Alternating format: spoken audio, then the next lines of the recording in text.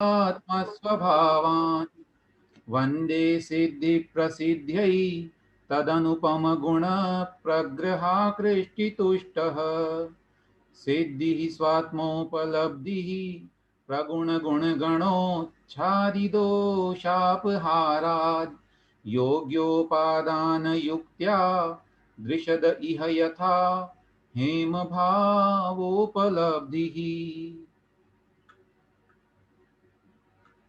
नाभावः सिद्धिरिष्टा न निजगुणहतिस्तत्तपोभिर्न युक्ते ह्रस्त्यात्मानादिबद्धः स्वकृतजफलभुक् तत्क्षयान्मोक्षभागी ज्ञाता दृष्टा स्वदेह प्रमितिरूपसमा हारविस्तारधर्मा द्रव्योत्पत्तिव्ययात्मा स्वगुणयुत इतो नान्यथा साध्य सिद्धिः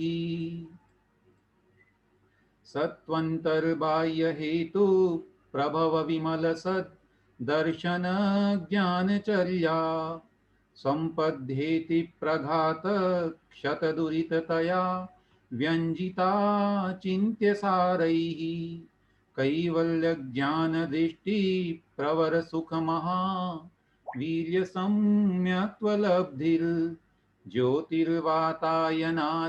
स्थिर परम गुणैः रद्भुतैर्भासमानः जानन् पश्यन् समस्तं सममनुपरतं सम्प्रतृप्यन्वितन्वन् धुन्वन् ध्वान्तं नितान्तं निचितमनुसभं प्रीणयन्नीशभावम्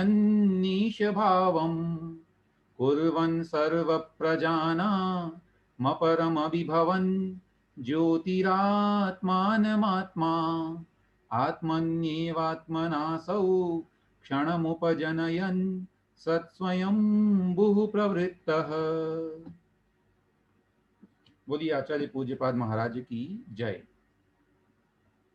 विगत कक्षा में हमने काव्य क्रमांक 3 और 4 का स्वाध्याय किया था और वहाँ हमने जाना था कि तीसरे काव्य में आचार्य भगवान ने बताया कि वह आत्मा सभी पदार्थों को एक साथ जानता है, देखता है और फिर भी किसी भी पदार्थ में राग नहीं करता है।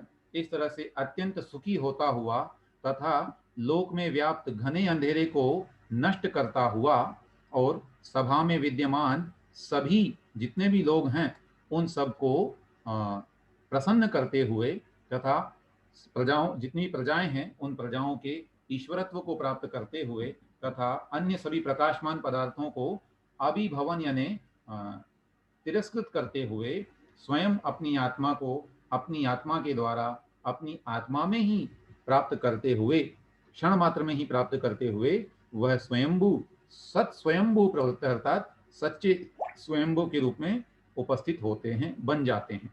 और कौन बनता है? जो भी प्राणी वैसा पुरुषार्थ करता है। यहाँ पर्टिकुलर किसी जीव की बात नहीं है, सामान्य व्यक्ति की बात है, कोई भी ऐसा कार्य कर सकता है। ठीक है। पद्य क्रमांक 5 में हमने जाना कि नहीं सॉरी ये तो चौथा हमने बता दिया आपको। हाँ सॉरी तीसरा को एक मिनट बता देते हैं। वहां पर भी जो ये कहा था कि अंतरंग और बहिरंग हेतुओं के द्वारा उत्पन्न जो निर्मल सम्यक दर्शन ज्ञान और चारित्र है उसकी संपत्ति रूपी शास्त्र से उन्होंने पापों को यानी 4 प्रकार के घातीय कर्मों का नाश किया है। इस वजह से उनको बड़े ही अकल्पनीय फलों की उत्पत्ति हुई है और उससे वे केवल ज्ञान, केवल दर्शन, अनंत सुख, महन अनंत वीर्य और क्षायिक सम्यक दर्शन इत्यादि की प्राप्ति करने वाले वे जीव ज्योति माने वहां पर जो है प्रकाश लेना था भामंडल और वातायन माने चंवर इत्यादि अनेक परम गुणों के साथ में भासमान है माने शोभायमान होते हैं।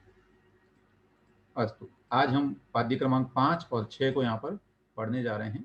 आइए इसको हम पढ़ेंगे। ईरिया जी आप अनम्यूट कर लेंगे और उच्चारण मेरे साथ में करिएगा। मैं एक पंक्ति पूरी पढ़ रहा हूँ, आप भी मेरे बाद में दोहराइएगा।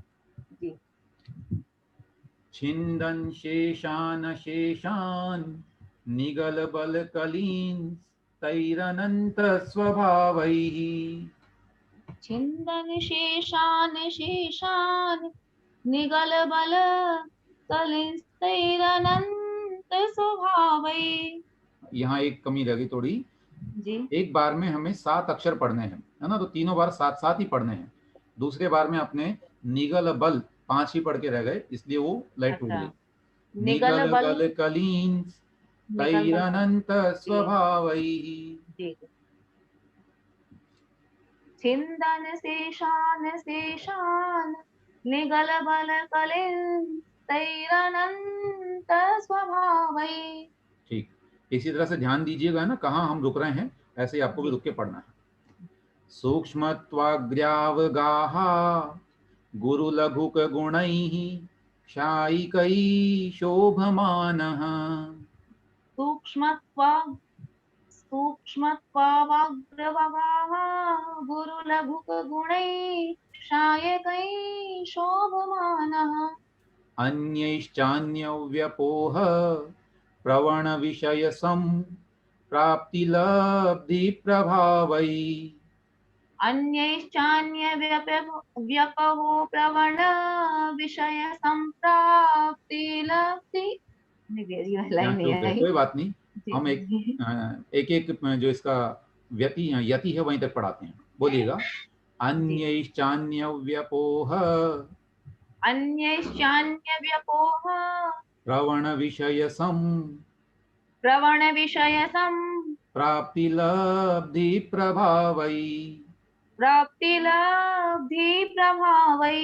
रूर्ध्वं व्रज्या स्वभावात् रूर्ध्वं व्रज्य स्वभावात् समयमुपगतो समयमुपगतो धाम्नि सन्तिष्ठते गृहे। धाम्नि सन्तिष्ठते गृहे।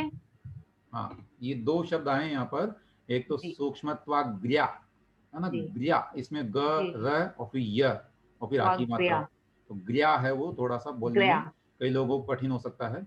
ऐसे यहाँ जी अंत में भी जो है ना, संतिष्ठते गृहे, है ना, ग, र और उसमें य भी जोड़ना है ना, गृहे धाम्नि संतिष्ठते गृहे।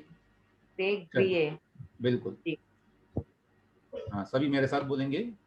छिन्दन् शेषान् शेषान् निगलबलकलीन् तैरनन्तस्वभावैः। सूक्ष्मत्वाग्र्यावगाः गुरुलघुकगुणैः शायिकैः शोभमानः।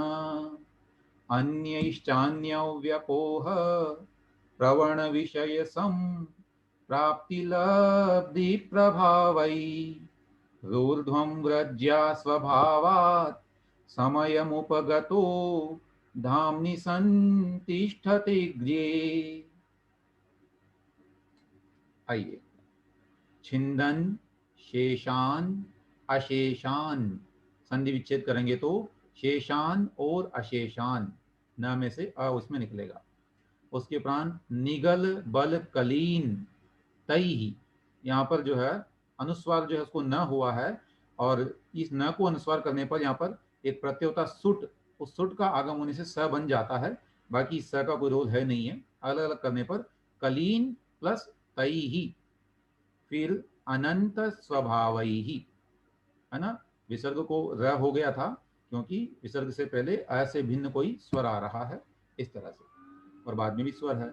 और अनंत स्वभावैहि सूक्ष्मत्व आग्र्य, आग्र्य अवगाह अगुरु लघु। अब यहाँ देखना, इसमें अ निकल आएगा, अवगाहा शब्द था, है ना, आग्र्या में से भी अ निकला तो अवगाह है। फिर अगुरु लघुक, है ना, क्योंकि गुण कौन सा होता है भगवान में, अगुरु लघु।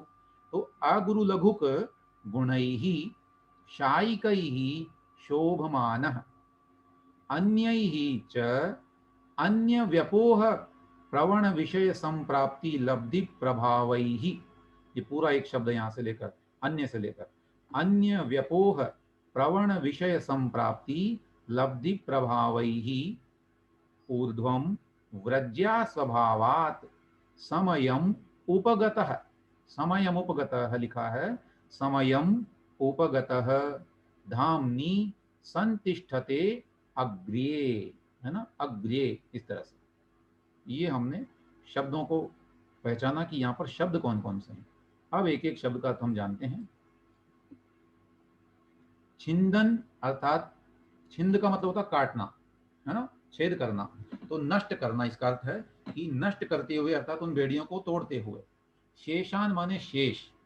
अब शेष कौन सी बची है? जो अघात या कर्म की प्रकृतियां बची है, क्योंकि पिछले काव्य में हमने जान लिया था कि वहां पर दुरित शब्द जो आया था उसमें उसने 4 प्रकार के जो घातीय कर्म थे उनका नाश करवा दिया था।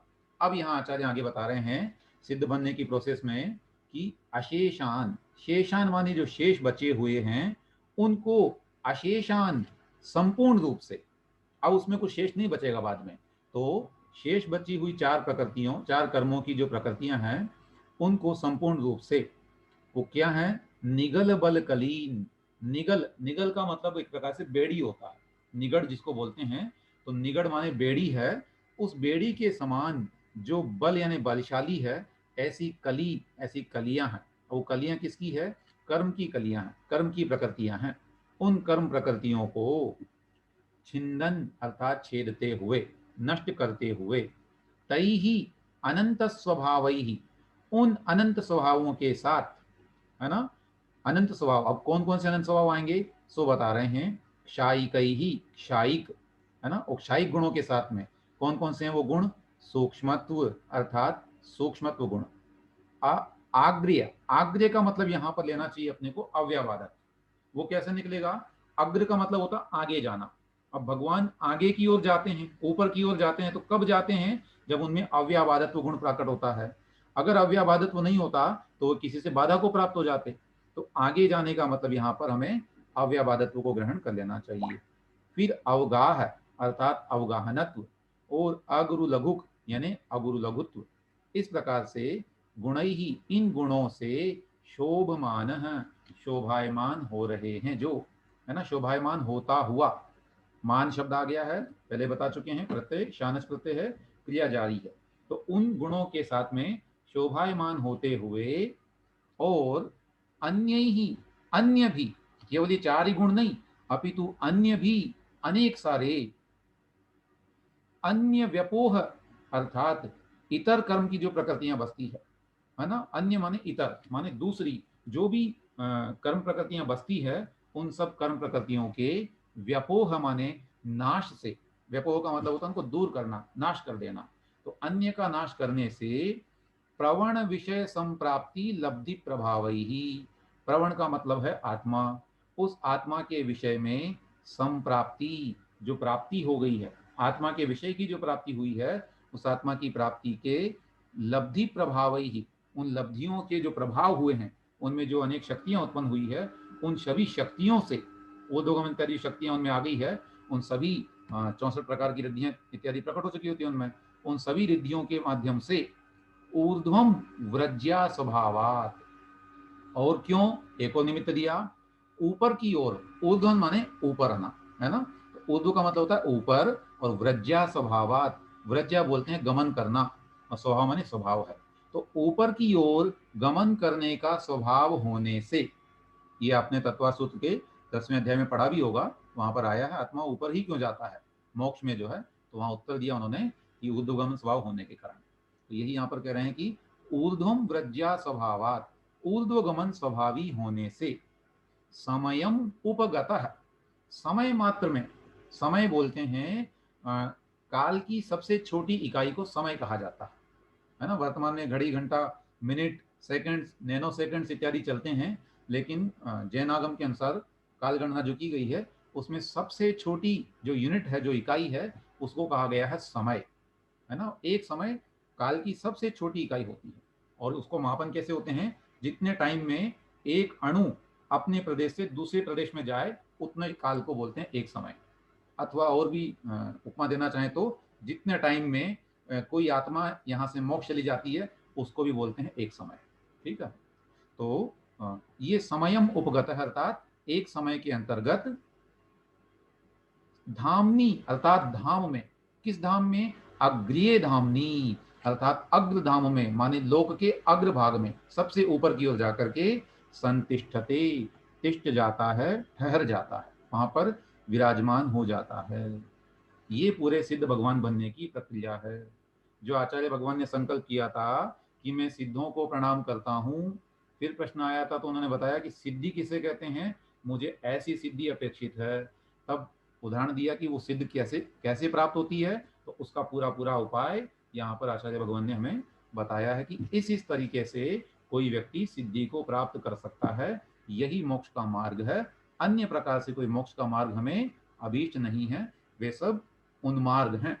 मार्ग तो एक ही है जो कि आचार्यों के द्वारा प्रणीत है। ठीक है, आइए एक बार इसका भावार्थ देखते हैं। शेष बची हुई, है ना, मैं यहाँ कर्सर चला रहा हूं, उससे भी मिलाते जाएंगे।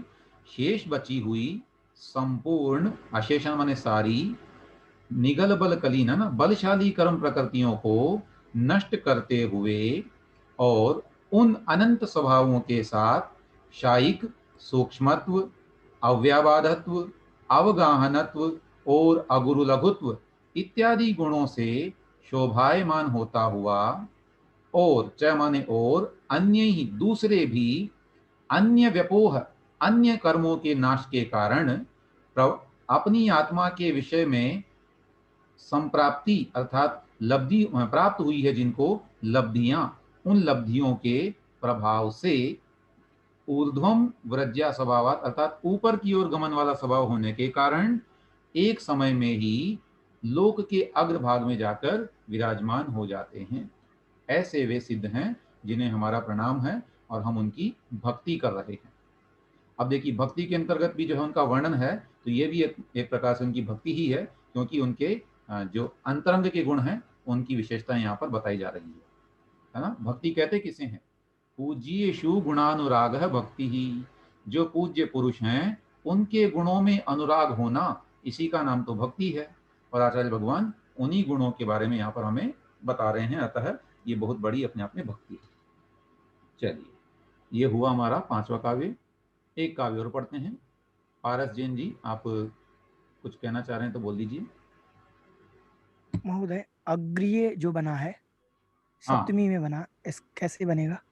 अग्र शब्द के अंतर्गत जब भाव अर्थ में यत प्रत्यय लगाएंगे उसमें, तो अग्र्य ऐसा भाव बन जाएगा, अग्र्य, है ना, जिसको हम अग्रणी भी कह सकते हैं, है ना, जो आगे वाला है।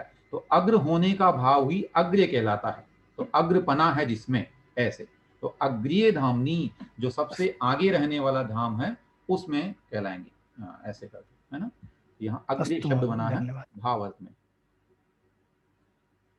चलिए, आइए एक काव्य और पढ़ते हैं। पद्य क्रमांक 6।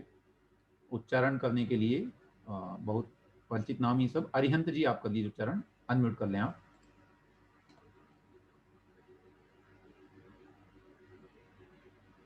अरिहंत जी, आपने हैंड रेस किया था शायद। अच्छा, प्रश्न के लिए कह रहा होगा। एपी जैन जी, आप कर रहे हैं।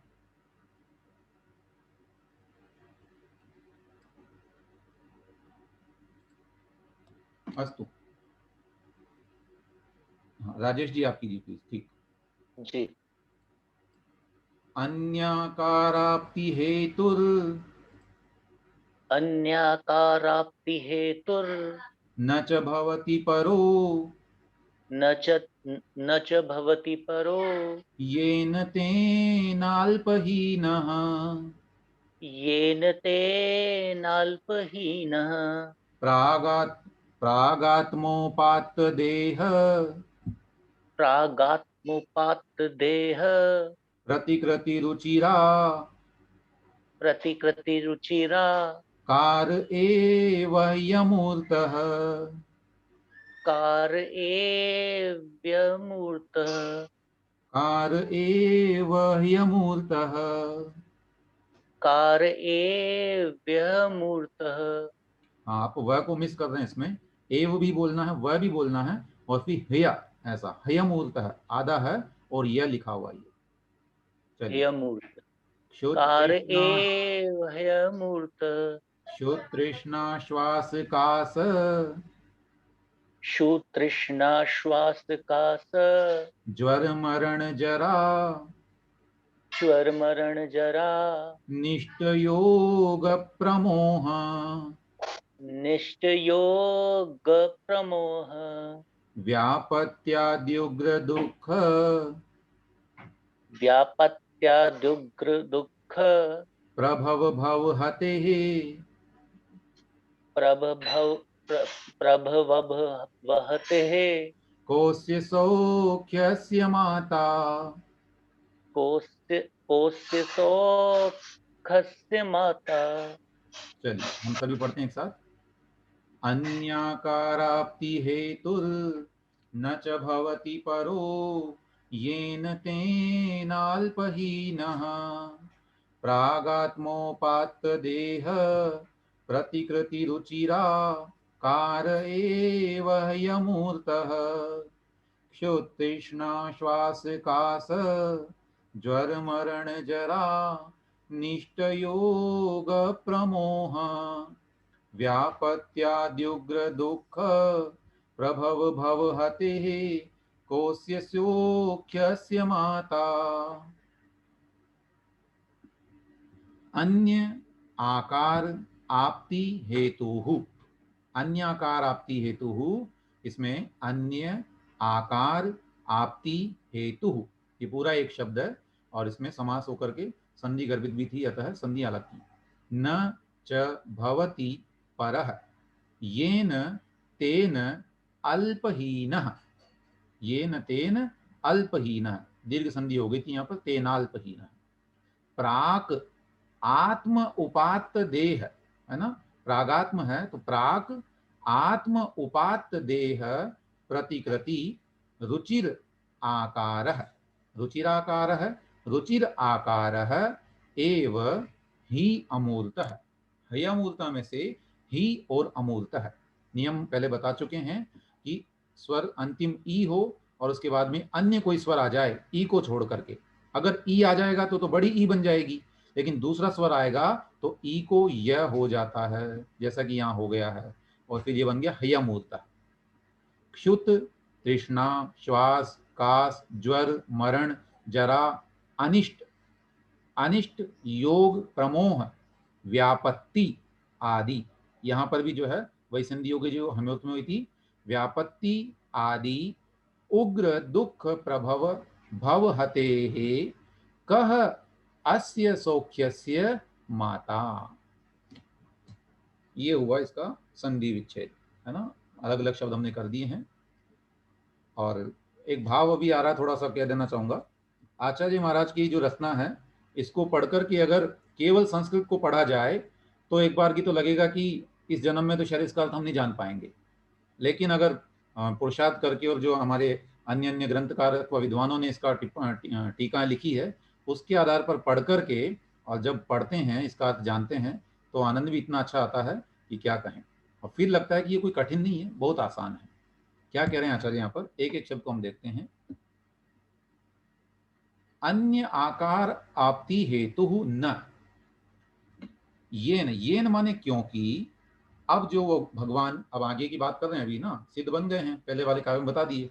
तो सिद्ध बनते समय क्या हो रहा है, कैसे बनेंगे, सिद्ध बनेंगे तब भी उनका स्वरूप कैसा होगा। सो यहाँ कह रहे हैं अन्य आकार आपति हेतु। अन्य आकार की प्राप्ति का हेतु माने कोई कारण जो है वो न यानी नहीं है, क्योंकि अब उस आत्मा में ऐसा कोई कारण नहीं बचा कि उसको आगे जाकर के दूसरा आकार लेना हो। अभी तक तो संसार में थी तो उसमें ऐसा कर्म आता था कि भाई वो बता देगा कि अब जाकर के तुम्हें ये आकार ग्रहण करना है, हाथी के शरीर में जाना है तो ऐसा आकार ग्रहण करना है, देव बनना है तो ऐसा आकार ग्रहण करना है। परंतु यहाँ चूंकि अब सिद्ध बन गए हैं तो अन्य आकार को प्राप्त करने के लिए कोई हेतु है ही नहीं, कारण है ही नहीं। अतः तेन इसलिए अल्पहीन भवति, वह व्यक्ति अल्पहीन यानी थोड़ा कम, वह आत्मा का जो आकार है वो थोड़ा कम हो जाता है। किससे आकार कम हो जाता है, कह रहे हैं प्राक यानी पहले, अर्थात मोक्ष से पहले आत्म उपात्त देह, अपनी आत्मा के द्वारा जो ग्रहण किया गया था, देह माने शरीर, उस शरीर की ही प्रतिकृति माने बिल्कुल वैसे की वैसी आकृति, और वो भी कैसी, रुचिराकार है, बड़े ही मनोहर आकार वाली। सर्वांग सुंदर होते हैं, जो भी केवली बन जाते हैं उनके शरीर जो होते हैं वो बिल्कुल सर्वांग सुंदर होते हैं। तो ऐसे बड़े ही मनोहर आकार वाले, लेकिन सावधान कर दिया आचार्य, ही अमूर्तः, अमूर्तिक ही होंगे, वो दिखाई नहीं देंगे, कहीं आप देखने के रूप में उनकी कल्पना करने लगे। स्पष्ट कर दिया है कि जब भगवान सिद्ध बनता है कोई जीव, कोई भी आत्मा, तो चूंकि वहां पर ऐसा कोई निमित्त नहीं बचा कि उसे दूसरा आकार ग्रहण करना हो, इसलिए पिछली पर्याय में, माने जो चरम पर्याय थी, अंतिम पर्याय जो थी, जो कि मनुष्य ही होती है, उस मनुष्य पर्याय में जो ग्रहण किया था शरीर, जितनी अवगाहना का, उस शरीर की ही प्रतिकृति, लेकिन उससे थोड़ा सा है ना, तेन अल्पहीन, माने उससे थोड़ा सा कम। हाँ, अब यहाँ येन का मतलब जिससे भी लगा सकते हैं कि जिस शरीर के साथ में हमने किया था ग्रहण, उस शरीर से थोड़ा सा कम ग्रहण करके और अमूर्तिक रूप में ही वह व्यक्ति वहां पर भवती माने हो जाता है ना। उनका आकार कैसा होता है, इस प्रश्न का उत्तर दिया। फिर उनके आनंद का वर्णन करते हुए कह रहे हैं, क्षुत माने भूख, तृष्णा माने प्यास, श्वास माने श्वास और श्वास, कास माने खांसी, है ना, जो खांसी होती है उसको कास बोलते हैं संस्कृत में, तो खांसना, ज्वर माने ज्वरा, मरण, है ना, ज्वर माने ज्वर, सॉरी, ज्वर माने बुखार आना, मरण यानी मृत्यु, जरा माने बुढ़ापा, अनिष्ट किसी प्रकार के अनिष्ट इत्यादि होना, अथवा योग माने संयोग होना, प्रमोह अर्थात अत्यंत मोह, तीव्र मोह, और व्यापत्ति अर्थात विशेष आपत्ति इत्यादि जो आ जाती है, संकट इत्यादि, उन सब का उग्र दुख, इन सभी भयंकर दुखों से, ये सभी सारी दुख ही दुख हैं एक प्रकार के, इन सभी भयंकर प्रचंड दुखों के द्वारा प्रभव माने उत्पन्न होता है जो भव माने संसार, माने इन सभी दुखों से भरा हुआ है, इन सभी दुखों से जो उत्पन्न है ये संसार, उस संसार को हते हे माने नाश कर देने के कारण, अब जब सारे दुखों का कारण ही नष्ट कर दिया है तो कितना सुख होगा। तो आचार्य कर रहे हैं, अस्य सौख्यस्य, उस जीव के सुख का माता यानी मापने वाला अथवा जानने वाला, मा धातु जो है वो दोनों अर्थ में होती है, जानने के अर्थ में अथवा नापने के अर्थ में भी, ग्रहण करने के अर्थ में भी होती है। तो यहाँ दोनों लगा सकते हैं कि उनके सुख को भला कौन जान सकता है। कह माता यानी उनके सुख का माता माने जानने वाला अथवा मापने वाला कौन है, कोई हो ही नहीं सकता। जिस जीव ने ये सब कार्य कर लिए हों तो उसको कितना सुख होगा। सोचिए, भूख उनको लगना नहीं, प्यास उनको लगना नहीं, श्वासोच्छ्वास की भी समस्या नहीं कि कोई बीमारी इत्यादि हो जाए, खांसी इत्यादि कुछ आना नहीं है, बुखार नहीं आना, मृत्यु नहीं होनी, बुढ़ापा नहीं होना, कुछ भी तो नहीं है। हमारे जीवन में जितने दुखों के कारण थे वे सारे के सारे कारण उनके नष्ट हो गए, अतः अब उनको कोई दुख नहीं होगा। इस प्रकार यहाँ आचार्य महाराज ने कहा, क्योंकि सिद्ध बनने के बाद किसी दूसरे शरीर की आकृति ग्रहण नहीं करनी है, अतः वह जीव अंतिम भव में आत्मा के द्वारा ग्रहण किए गए मनुष्य शरीर की प्रतिकृति रूप बड़े ही मनोहर आकार वाला और अमूर्त होता है, और भूख, प्यास, श्वास, खांसी, ज्वर, मरण, वृद्धावस्था, अनिष्ट संयोग, तीव्र मोह, व्यापत्ति आदि प्रचंड दुखों से उत्पन्न संसार का नाश करने से, है ना, जो भी संसार था सारे के सारे संसार का ही नाश कर देने से उस जीव के सुख का था है कौन पा सकता है, अर्थात कोई नहीं। ठीक है, इस तरह से ये दो काव्य आज के हमने पढ़े हैं। अब यदि आप लोगों को कोई इसमें प्रश्न है तो प्लीज स्वागत है, एक एक करके। अरिहंत जी बोलिए। भैया जी जय जिनेंद्र। हाँ, जय जिनेंद्र, जय जिनेंद्र भैया जी। जी जय जिनेंद्र। हाँ, मैं कह रहा था ये जो ये इसमें लिखा है कि जब केवल ज्ञान होता है तो मनोहर आकार हो जाता है। हाँ, तो जैसे कई मुनियों को केवल ज्ञान हुआ तब उसमें उनके शरीर को छिन्न भिन्न कर दिया गया। हाँ, जैसे छालनी खा गई पैर या अंग, कोई हाथ टूट गया, तो फिर उस स्थिति में भी क्या भगवान मतलब एकदम मनोहर रूप में रहते हैं, पूरे शरीर में रहते हैं? उसमें दो मत हमको बताए गए हैं, आचार्य ने, गुरु जी ने जो बताए थे कि आचार्यों के दो मत मिलते हैं। एक तो उनका शरीर सर्वांग सुंदर हो जाता है अपने आप से, अंतिम समय में जैसे हुआ हो। पहली बात तो केवली भगवान का जब शरीर होता है तो वो स्वयं में अपने आप ही, क्योंकि परमोदारी तो उनकी देह हो जाती है, तो ये हो जाता है।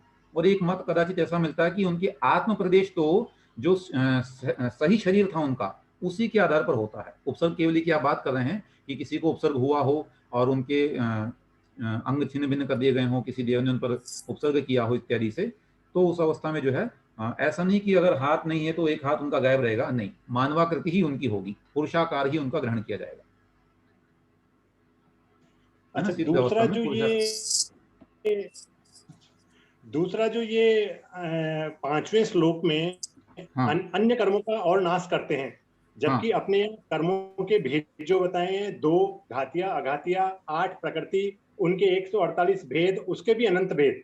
हाँ, लेकिन जो मेन जो वो तो 8 ही हैं, वो 148 और अनंत उन 8 में ही गर्भित हो जाते हैं, तो फिर अन्य की गर्भित कौन तो सा? हो जाते हैं, परंतु ये तो आपको संक्षेप में बताए हैं। देखिए 8 में गर्भित, तो ऐसे तो गर्भित में क्या कर्म बोल दो, वो अपने आप में 8 की भी जरूरत नहीं है, है ना, एक में गर्भित हो गए सारे अपने आप ही।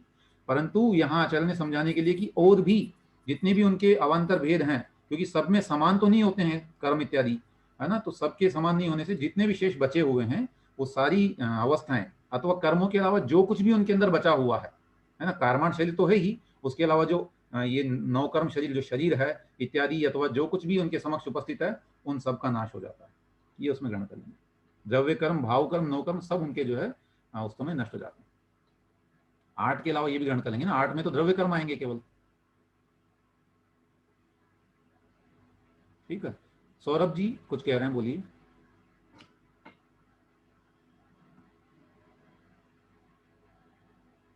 नहीं, राजेश जैन जी अनम्यूट करके बोल सकते हैं।